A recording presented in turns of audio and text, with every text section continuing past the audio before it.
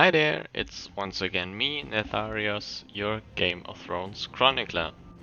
Welcome to the start of a new series of mine. It will be a total beginner guide for the in-game events that can happen in Game of Thrones. We will start with the Alliance Conquest event, which is one of the oldest in-game at the moment, and from my side still one of my favorite ones. First of all, the important question is, where do I find Alliance Conquest? Well, you just go to the cross server page and then you have the icon on the left side, Alliance Conquest, just click on it, then this window will show up, and there you can see when the next Alliance Conquest season will begin. Alliance Conquest comes in separate seasons because there's a league phase, and after that there is a playoff phase. With the top 16 teams will advance to this playoffs and fight each other for the first place and the title of every season. But for you, the first and very important information is you don't have to be scared to play Alliance Conquest. You can't lose anything there. So you choose your troops. If you enter the map, I will show you later how this works. But they won't disappear. If you fight there, they get wounded. They will go in a separate hospital where you can heal them, but you don't lose them. So don't be afraid to play it, just try it out, how this Alliance Conquest works. You can check always the rules. The rules are quite helpful and will explain you how the game works too. But overall it will be an alliance against alliance matchup. It will have two alliances fight each other over 60 minutes. It is also very important that the entering phase will be 30 minutes before the match actually happens. You can choose a specific time slot. This will be done by your alliance lead. You can always see on this screen when the next match of your alliance will take place. So always have a look at it. It tells you when your next fight starts. If you have reached the period 30 minutes before the game, there will also a separate pop-up on top of your screen that you now can enter the Alliance Conquest map. It is important to know that you have to choose your troops that you will take with you on the map. You can take 3 million troops with you. If you have recently started the game, you most likely will have that amount of troops already, but just choose whatever you have and take it with you. If you have more than 3 million troops, just take those troops with you with the highest rank, so for example T4, T3 or whatever you have, and also just choose the troops that is your favorite troop type, so your stats match them, or if you have talked with your alliance with the troops type that your alliance mainly needs. Those troops will come with you on the map. You can see here how the start screen of the map looks like.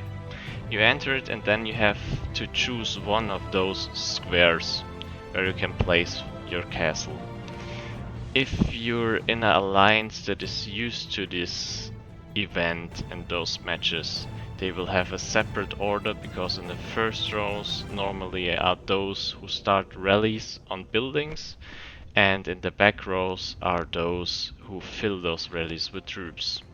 But this will be more important if you're getting more used to the game and join alliances who are older and in the upper leagues. So for you it is important. This is how the map will look like as overview. You have different bases.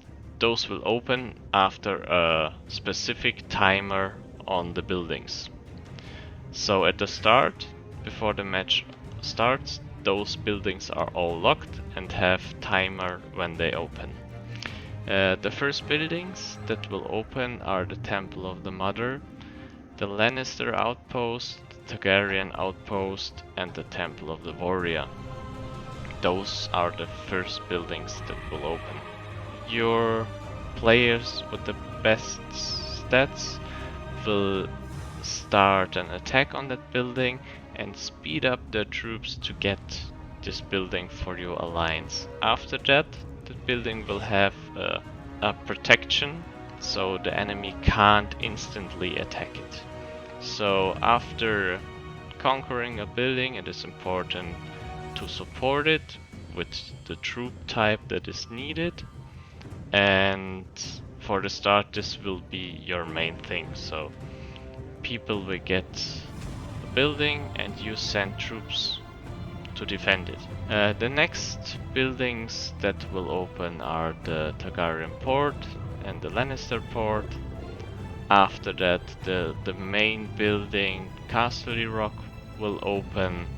Then those two strongholds, and nearly getting close to the end of the game, the mines will open. The mines are a specific and important factor to the game because those are filled with point and can switch close games around. Those buildings have different points that they give you, or there are also special things that buildings do. For example, the Temple of the Mother gives you 200 points for the first capture. It is only an effect that will occur once, so you can only get those first capture points once. And it gives you points per time, which is quite low because it is only 40 per minute, but it gives you a very important buff. It reduces the need of speed ups you have to heal your troops, which is a very important factor to the game. You also have the Temple of the Warrior, which will increase your stats about a specific amount. You can see it here in the right side in the Lannister logo. And the outposts will give you 100 points per minute with no special effects beside that. Then the ports, as you can see here, gives you 200 points per minute. Castle Rock gives 1200 first capture points. That's why it is also important to capture the buildings as first one to get those points that the others can't have. And it also gives you 300 points per minute. And if you have reached 45 minutes into the game, the mines will open. The mines are a newer feature to the game that were added to make it more interesting because, as I mentioned before, it can switch games around. The mines, as you can see here, has available points in it. What is different to the other buildings, you get points for every player that is in that mine. So if you put a lot of people in there very fast, you get a lot of points per minute in there, but it has a less protection time, so the opponent can nearly instantly attack the mines and put troops from you into the hospital and reduces the amount of troops in there, so you get less points or even capture it. And then the battle over the mine starts again. Overall, you can get 28k points out of that mines, which is a lot and can totally turn around the game. So keep an eye on those. Those will be quite important in the later stages of the game.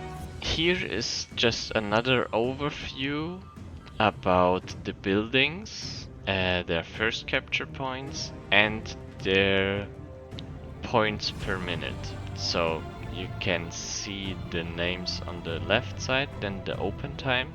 You see here that Castle Rocks will open 10 minutes after the game has started, the ports 5 minutes, and you have some buildings that are open from the start, as mentioned before, and after 45 minutes the mines. Here you can see the first capture points, which can only earn once for those alliance who's first in that building, and the occupation points. This will determine your kind of strategy that your alliance will run in those games. What is also important for you, if you prepare yourself for the battles, you can use the buffs that provides the game for you. For example, the total attack buff, or if you want to use it because you don't have the attack buff yet, you can use the defense buff. You can imprison lords to get the bonus from the dungeon, and you can scout an enemy town to get fervor, because if you enter the battle map you will be automatically shielded, so your town gets an extra shield so it can't be attacked on the normal map when you move on the event map. But keep in mind, if you have broken your shield before you start Alliance Conquest, the event shield will very quickly disable after you have left the event map. It is roughly around 2 minutes, so keep that in mind if you're unbubbled, so that no one attacks you on your kingdom. I hope this is a first good impression for this event.